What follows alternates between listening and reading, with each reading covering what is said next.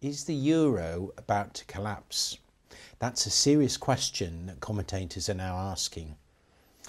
To explore this in detail is one of our team of economists, Sean Rickard. Now, Sean, is the euro about to collapse? No. I mean, reports of the euro's demise, are greatly exaggerated. The euro, I think, is here to stay. I think people completely underestimate the huge political support underlying this currency and the position it now holds in world markets. Yes, there's been some difficulties, and yes, they have displayed some shortcomings in the procedures that were put in place to support this currency. But it really is a long way from saying, it's about to collapse. But every time we get a crisis, Ireland was the last one, Spain or Portugal may be the next one, people are saying the mechanisms to deal with this are just not there. Well, it's the media that call it a crisis. It was politics in Ireland that allowed the politicians there to run around until the last minute saying we don't need a bailout. They got a bailout. They got it on terms which were expected for a long time.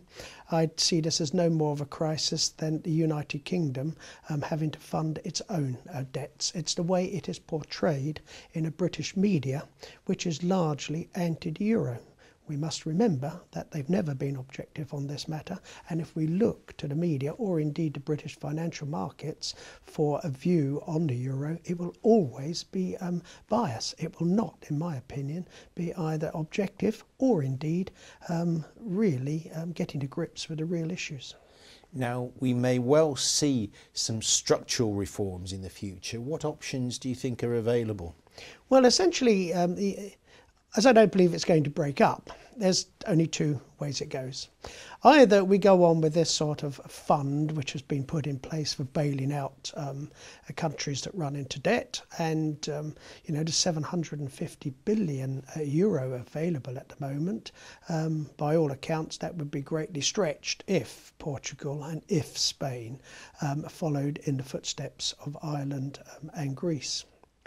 On the other hand, it is fanciful to believe that we're heading towards fiscal integration in the European Union. That is really the best outcome. So we will go, I think, for some much tighter regulation and control. In theory, these controls were in place before. In practice, people ignored them. I think what will happen in future is the European Central Bank will be brought much more into the picture. They will be allowed to behave much more like the British Bank of England, and we will see, I think, rules and regulations put in place that will make it much more difficult for countries to be as spendthrift as they have. And the lesson really is this. We go from what you call a crisis and what I would just prefer to call a continuing difficulty in the European Union. But the outcome of all these difficulties is always closer integration. And the Eurosceptics in this country must be actually gnashing their teeth, because what this situation has brought about, I think, is another large step towards integration, which would not have happened so quickly in the absence of these difficulties. Is there a plan B? I can see a situation where completely outside, if you like, the rational confines of this studio, for example, bond markets really starting to panic, interest rates shooting up, so the money just simply won't be there.